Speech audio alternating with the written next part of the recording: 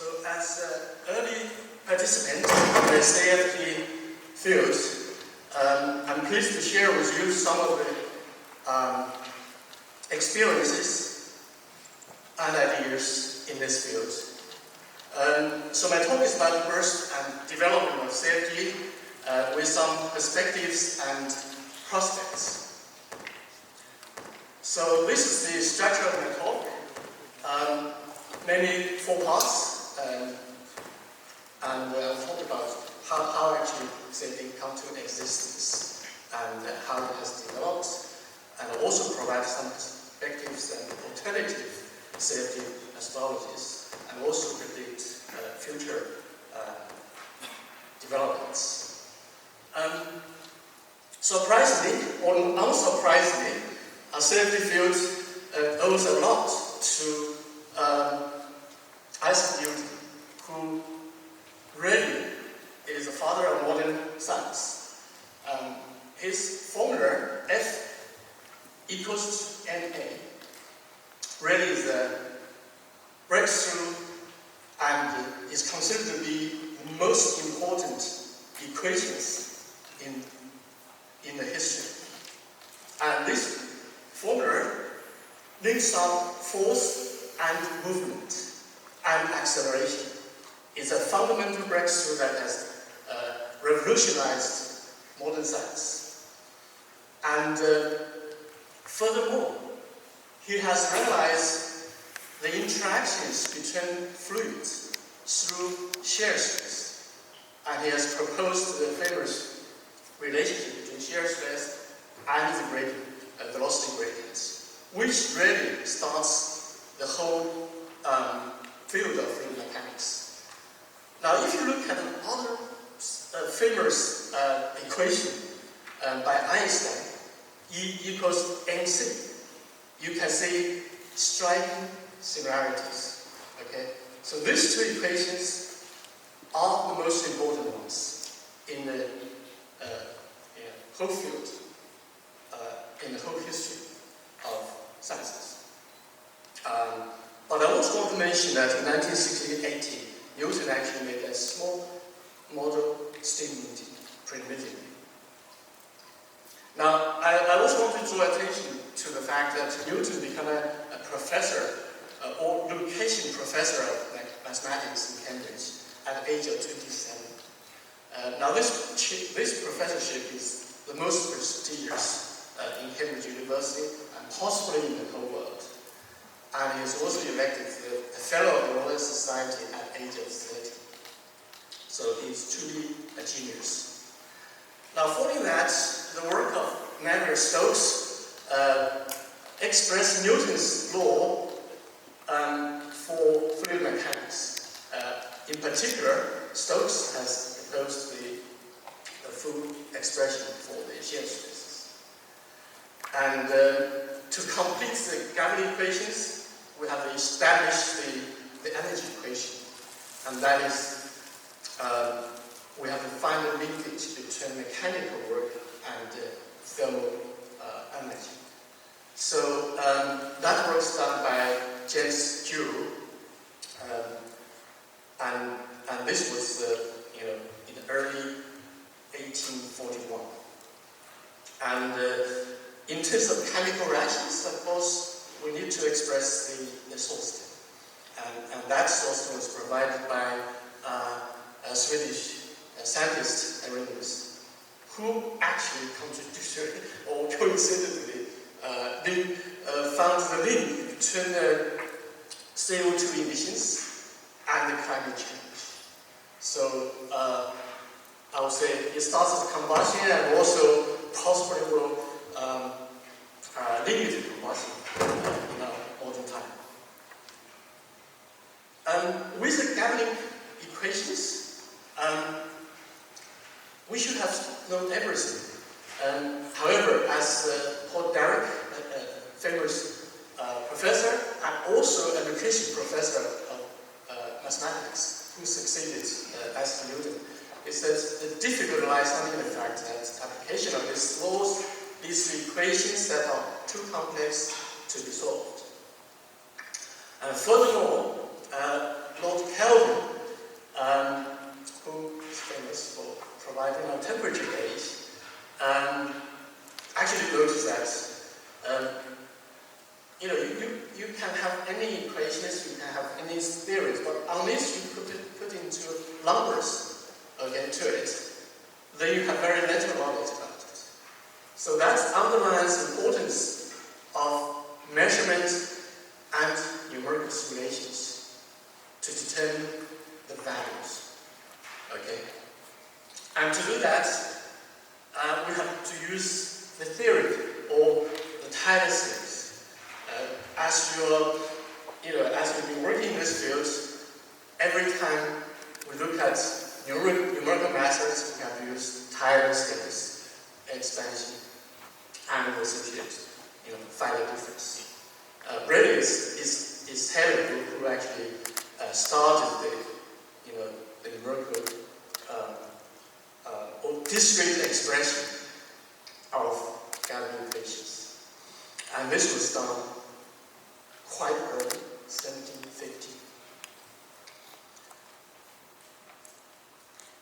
Now, with this kind of mathematical tools, can we solve the Galilean equations? That's difficult. The difficult lies in the fact that any practical flow is turbulent. A turbulent flow is complex in the sense it's chaotic and has a wide range of scales. And the work of Oswald Rielet was to establish, firstly, the transition from laminar flow to turbulent flow, and through experiments. But importantly, he has proposed the idea of decompose instantaneous velocities into an average velocity and velocity fluctuations, and also derived the Rielet stresses. Now, how to model Rielet stress is a whole task of turbulence modeling. And this work was done around 1880s or 90s, so quite early. Okay. Another, Cambridge scientist, Richardson, established the turbulent energy cascade, which says there's a wide range of scales and energy passing from the large scales to small scales. So with this, Galilean equations, mathematical tools, the last tool we need is computer. Right? We know that as early as 1822, the first mechanical computer was invented, and around similar time, 1940 or so, a famous scientist, Adam Lovelace, actually wrote the first computer. Of course, it's not a real computer program we use today, but it really contains all the basic elements of computer programming. And this lady is actually the daughter of Lord Byron, the poet. And she's working with Charles Babbage on the computer. And then during the Second War, or at the height of the Second War, the first programmer, electronic digital computer, Closest, was invented. This inventor, Tony Flowers, actually worked with Alan Turing on the decoding of German military code. And of course, another major milestone in computing is the invention of World Wide Web by Tim Berners-Lee. So all this actually contributes to our modern computing. And here I briefly show you what Adam Lovelace had written as the first computer program. Out of interest, my association with early CFD codes started with my postdoc work at Imperial College. and the college has been at the forefront of scientific discoveries and evolutions. Among this discovery of penicillins and vitamins, and also always amazing, probably the very first Nobel Prize awarded to a combustion scientist was to Cecil Castlewood, who received the Nobel Prize in chemistry for his work in chemical kinetics. And also several colleagues there actually led to several numerical methods like finite element method, discrete element method. But in addition to that, we have Brian Spalding. Brian Spalding, of course, is widely considered to be the father of CFD. His PhD thesis in Cambridge in 1951 established the link between flow, heat transfer, mass transfer, and combustion. And all his life he devoted to a unified series of various kinds, linking fluid and combustion. And crucially introduced what we call the general transport equations, which unified all the gathering equations into simplified form like this. Time changing term, convection term, diffusion term, and source term. This hopes to work out, this hopes to actually write computer code regardless of the gathering equations. And in 1969, the first book on finite volume method was published by an Imperial College team. And this is a crucial milestone in the development of CFD, especially for industrial applications. And Spalding also founded the first CFD consulting companies in the world called CHAIN, which means combustion, heat and mass transfer. And 72, the simple algorithm was published, which is used in almost every commercial CFD codes. And also in the same year, the standard KXML model was published. So really, for many, the year 69, around that is birth of CFD. Okay. So, and of course, in 72 also the first general purpose commercial CFD codes, physics was actually developed in the commercial basis. Okay. Now that code is still being used today. However, for many industrial applications, especially for engine simulations of relevance to us, the code *CD has a special place, and this method was started by David Gossman. So his work in 1969 led to one of the editors of this book, finite volume method, which is widely used in CFD. And he also wrote the first code for teaching CFD as early as 1969. And in 1970s, started the first software for simulating reciprocating IC engines, which is still today the most complicated system to simulate. And the first textbook, and finally in the 1990s, he commercialized a star CD code, which really has been used, or claimed to have been used, for the design and numerical test of all the engines since early 1990s. Okay, this code has led to the current versions of star CD. Okay. So really, this In the field of CFD, the Imperial College, the Mechanical Engineering Department has a special place, starting from sporting, where, there are a number of giants in this field.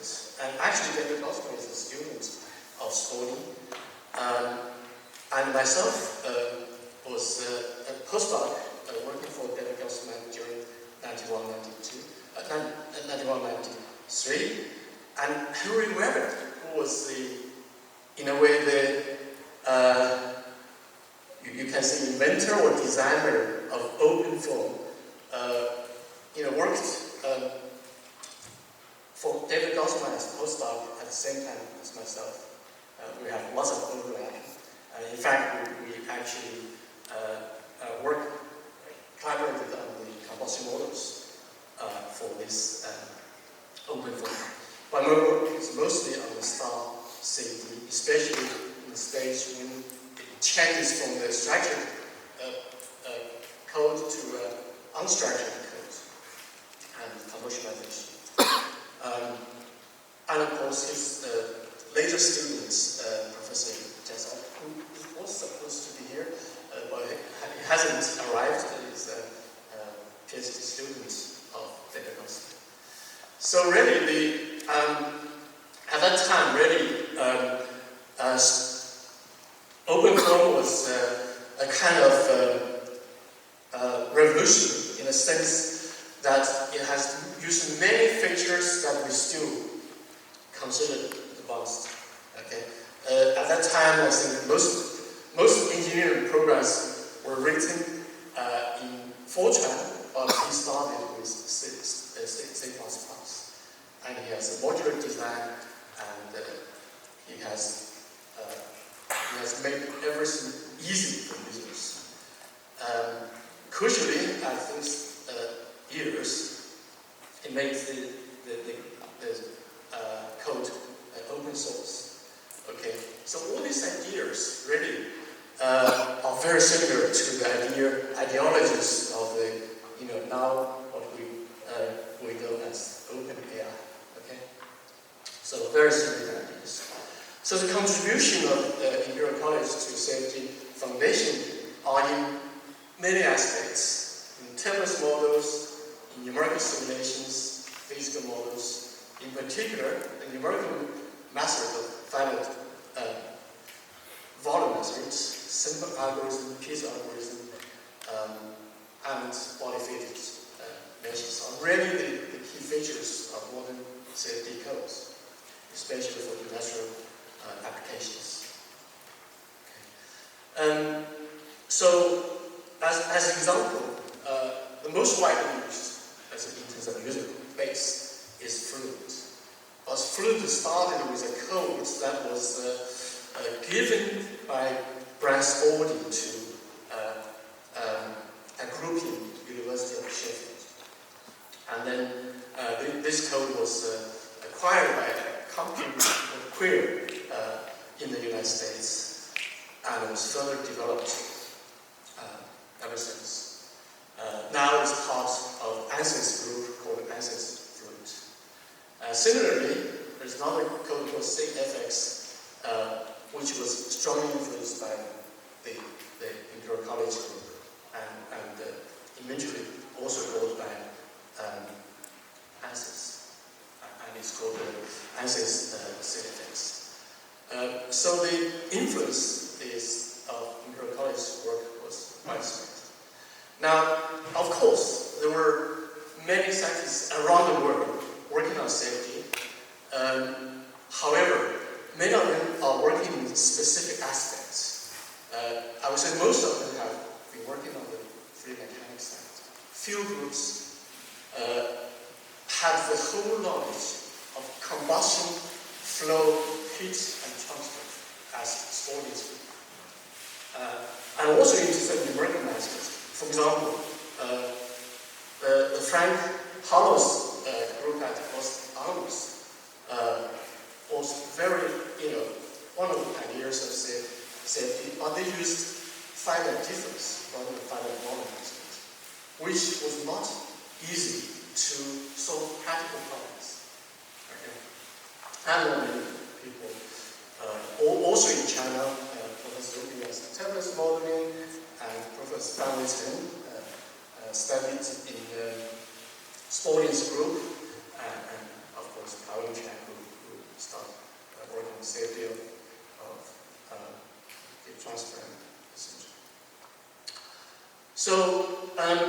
So industrial applications of CFD are widespread. We have synchronous codes used in all kinds of applications, including internal combustion engines, aircraft designs, race car designs, race in all aspects.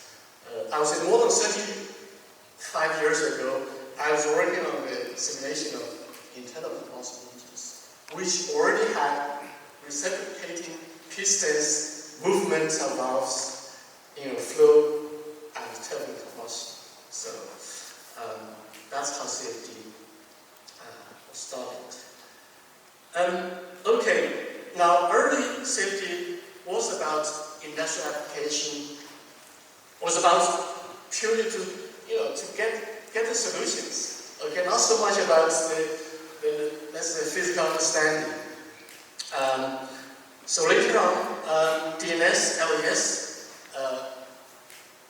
came to existence, and this method, of course, gives more insight into the flow because these two methods have higher resolution and resolves more of the turbulent energy constraint. Okay, so the more detailed information were actually at the small scales. Okay, and so we have this three methods: DNS, LES, and they have different roles to play. Okay, DNS, of course, can only solve problems with simple geometries, but give you really detailed information, especially for combustion problem, which really happens at microscales, nanoscales, right? And LES basically is a compromise between. But as always, in CFD, we have all these conflicting requirements. How much you want to model, how much you want to directly simulate. How high do you want the numerical state to be? And also how complex the geometry you want to simulate. And also the conflict requirements for computation cost and accuracy of results. And importantly, I think to get the right results, you probably have to do long-time simulation, but most of the times we probably don't have the patience. Okay, so there's a conflict between simulation time and human patience. So after leaving Imperial College, my focus actually moved to DNS and LES. I started the consortium, the UK consortium on computational combustion for engineering applications. And this has many universities in the UK and with international partners all over the world. In addition, we have lots of industrial partners. So this consortium is focused on DNS, LES. This is the kind of typical simulations compared LES simulation compared with the experiments I see. And in terms of LES, you cannot fail to mention the work of Terry Thomas's LES. Using the AVBP, we have simulated all kinds of engine systems, including aircraft engines, internal combustion engines, and many others. And this is my favorite animation, which shows how LES can be used to simulate a helicopter engine. And in terms of DNS, was dedicating at Zambia. I've done a lot of work, all kinds of prototype flows, flames have been touched. Here I want to show you one simulation done by a former postdoc And this simulation is a DNS, surprisingly, which shows how you can simulate solid fuel combustion or explosion. So, yeah, we can see CFD can be used for solving many problems, but there are also issues with it, and that is, starting from the Gaussian equations, it's not general. Okay, it's a simplified Gaussian equations, so that many of the mesoscopic and microscopic phenomena are not actually included. And also the mathematical formulation is very complicated, especially for different phases. And numerical algorithm, very complex, very hard for a PhD student to start to write the code and complete this code. And physical models is hard, okay? Mostly because some of the crucial phenomena like micro-mixing and chemical reactions are happening at very small scales. And generally completion measures is difficult. And finally, parallel efficiency is poor, mostly because many of the legacy codes were developed in 1960s, 70s, 80s, okay, without considering the parallel algorithms and later computer architects. In some way, OpenFOAM is an exception because it's been developed very for flexible upgrade. Okay, and of course, one of the problems is that because there are so many commercial codes, we just pick up and use. We never try to rewrite a newer, better codes again. So here I want to show you some alternative to say traditional CFD, and that is I want to show you an example of lattice Boltzmann magic. Now, in terms of Gaussian equations, Newton's law is still the most general. Okay. Now, in parallel to that is Schrodinger's equation, which describes the world in terms of wave functions, but wave functions really applies to smallest scales. So Newton's law is the most fundamental, and starting with that, we can look at from a statistical point of view, we can derive the Boltzmann equation. And from Boltzmann equation, we make some simplifications and we arrive at Navier-Stokes equations. Okay. Or at the continuum level. And as a result, we have a hierarchy of modeling and simulation approaches. Starting from quantum mechanics, molecular dynamics, and Monte Carlo methods to DCT quantum dynamics. And in between, we have lattice Boltzmann simulation. On the left, we have the macroscopic methods I just described. Or more than one, but for different components. Very uniform, very uniform. So this equation is in solved, okay, in a very simple algorithm. So I'll show you the interactions. Now, basically, this has this describes how particles or classical particles interact in space, and eventually it recovers the macroscopic behavior. So in 2D, you can have many directional interactions. The typical one is 9 directions. In 3D, we have 19 directions of interaction. And we can use uniform grades. Simply have particles at one location, and they collide with nearby particles, and they also stream or jump to the nearby places. So it's a local material, and also because the streaming is a Fourier advection process, it's a linear process, which is very accurate. Using Taylor expansion, as I mentioned before, we can actually derive the gaming equations never substitute from the lattice-Boltzmann equations, okay, with some simplifications. And also, we can use expansion to derive all the full transport models from the lattice-Boltzmann method. And as mentioned by in this paper by Professor Law, the transport is extremely difficult to compute, and actually more expensive than digital chemistry. Okay, that's because we have, we made the simplification of the gamma equations and created the separate identities. Well, that's Boltzmann method actually unifies them. Okay.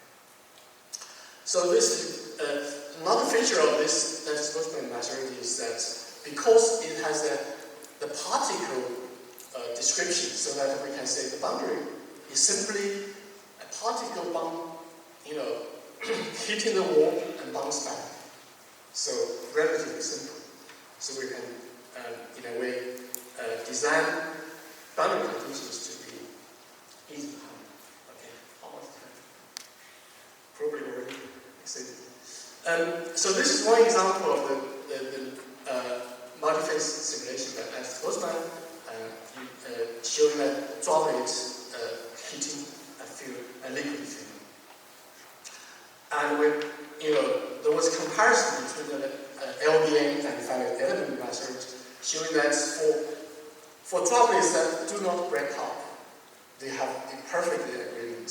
But when we look at particle breakup phenomenon, then traditional method cannot simulate it naturally without artificial intervention. But LBN can do it. Okay, this shows it's here. And also the computer time used by lattice-Boltzmann method is about 10 times less. Okay. This is a work on using LBN simulation for unsteady definition. Of course, traditional method can also do it, but the LBN method can provide some additional physical insights about the non-equilibrium effects. So by looking at this phenomenon, we can say by including or not including the non-equilibrium effects, the pressure predictions are actually different. Here I also want to mention an extensive comparison between LBN and traditional CFD, which has involved the power flow, which is the LBN code, and the leading codes in various places, in various countries, including Terraconsul's codes. Okay. So here there are many comparisons, but all I want to draw your attention to the fact is that for the same kind of calculation, the total CPU time using LBN is 10 times less, once again, in compared with AVP. And in terms of accuracy, consistently, the lattice-Boltzmann method gave the best results in agreement with, in comparison with experimental data. And even the AVP has quite a large discrepancy. Okay, it's another comparison. Don't have to show. Another issue, which is always my concern, is the simulation of internal combustion engines. And at that time, using let's say traditional CFD, it's probably very hard to calculate what we call the cyclic variations. And using LBN, colleagues at ETH actually have managed to actually simulate cyclic variations very well. Okay, this is the simulation that also my favorite. It's one of my students who went to work with Expo, and we have simulated aircraft landing on an aircraft category.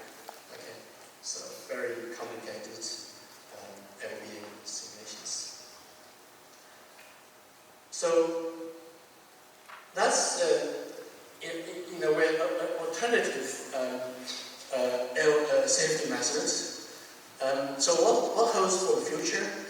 I think most important thing that, as we have reached some physical limits in terms of experiments, the computer speed is still increasing. Okay. Well, one may say that even the progress in computer has slowed down. Yeah.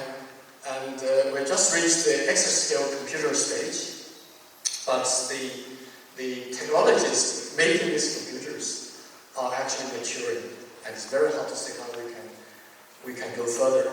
Okay, I'll say one of the main feature of the neural machine is always using GPU accelerators, and cloud computing is widely used now, especially for various data analysis and commercial applications. But a new type of computer is emerging, and that is quantum computers, which uses qubits instead of bits, or 1, 2, as we have seen. And this has a potential to be, millions of times faster than traditional computers. And another type is called a neuromorphic computer, which mimic how brain work. Okay. Now, currently, the most powerful computer in the world has the capacity of one man's brain power. Okay, or in fact, it's much more, but in terms of overall capacity. In another 40 years, computer power, as predicted, will reach the power of 1 billion people. Okay, that's how the potential is. Okay, so and of course, we cannot, whether you are aware of it or not, our current quiz for machine learning artificial intelligence was due to a chess play between two players. One is a machine, the other is a chess champion. Okay, and this was designed by DeepMind, which was built by a team at UCL, which was eventually purchased by Google. And so I would say the future developments certainly is that most things will be digitized. Okay, AI will play an important role, and there will be increasing fusion between physical models and data. Okay, and also the fusion between reality or physical reality and virtual reality. Okay. And finally, the world will be more connected through all kinds of communication channels, but in addition to that, Internet of Things. So the future in our field will be hopefully carbon neutral, powered world with unlimited computing power and with applications in many fields, especially for CFD. I can see in the non-present future we will build a digital model of every devices, okay, including aircraft and engines. And for that, we really have to do real-time simulation. So CFD is part of a whole environment, digital environment, including many other technologies. And it is predicted that the investment in digital technologies will outpace investment in physical infrastructure. Okay, and at this moment these are equal, but as we go further, we'll have more investment in the digital environment as well. So, in response to this, we have also explored various machine learning technologies to accelerate chemistry calculations. also found that if you do it properly, we can actually make the calculations orders of magnitude faster. And we can also use the deep learning methods to do combustion simulation. This example is exactly comparing the deep learning methods with OpenFOAM calculation. And we found 2 orders of magnitude faster for the machine learning method. However, this of course is the result. It's not counting the time spent in training.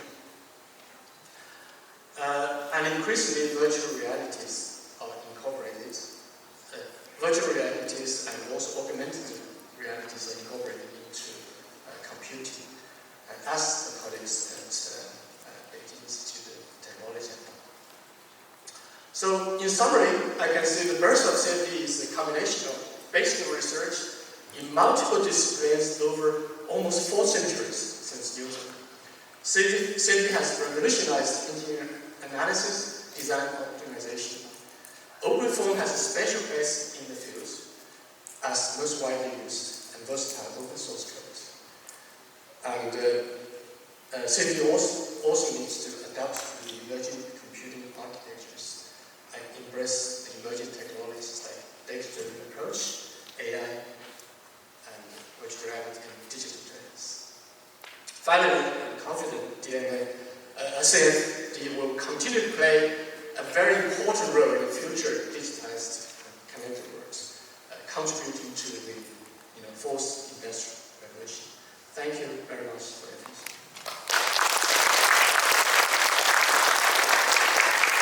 Thank you, Professor Long, for the very nice talk and the review about the development of CFD and also the perspective of the people. So we have about 3 minutes for 1 or 2 quick questions. Anyone have questions from the audience?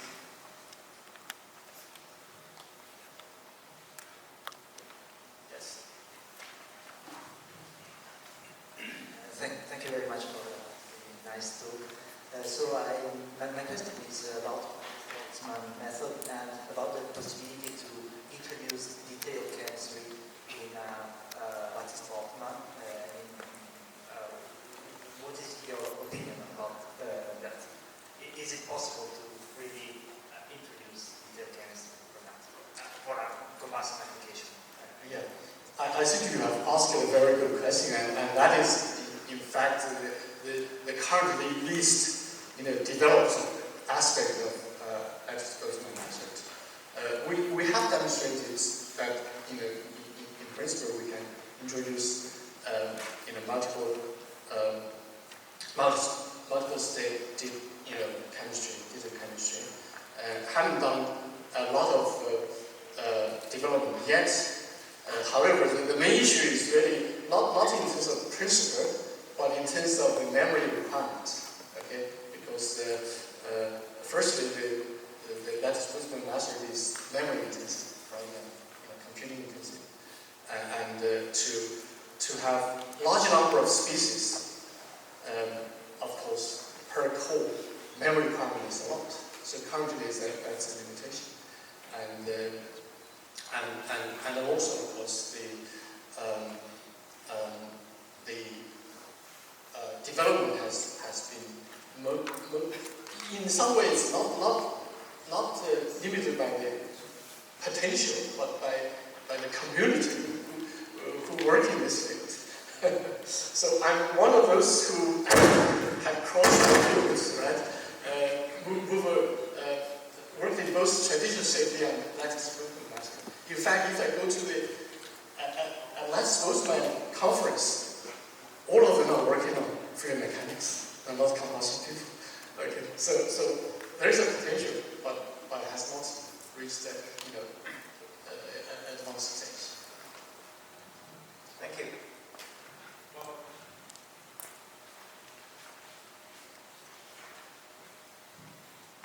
Okay, Prof. Low, it's really enjoy your talk. I know nothing about combustion. All right, I'm doing material science or batteries. I really enjoy your talk. It's great.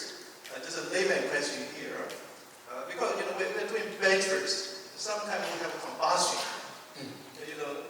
explosion. I don't know whether we can do some simulation or calculating study here. How can we control the combustion?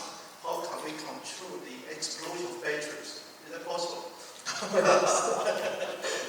Yeah, that's always, how to control the process is always a goal of numerical simulation, ultimate goal, okay?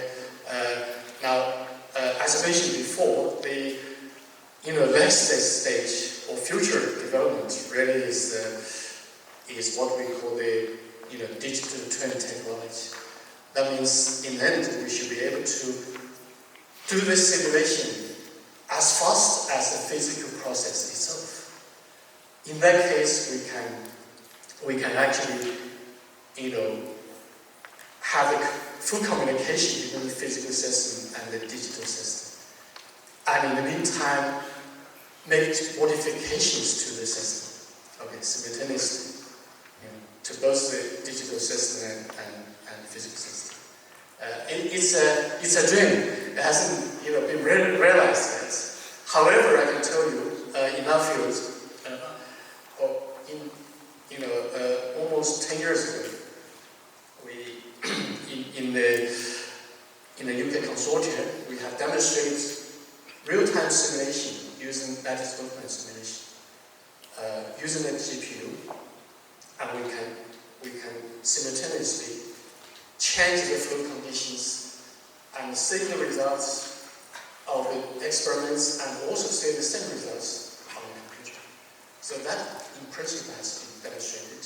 In future, we hope we can actually be able to actually simulate, for example, a gas turbine engine as fast as the process is happening, and actually control, for example, the development of instabilities. Thank you. Due to the time limit, we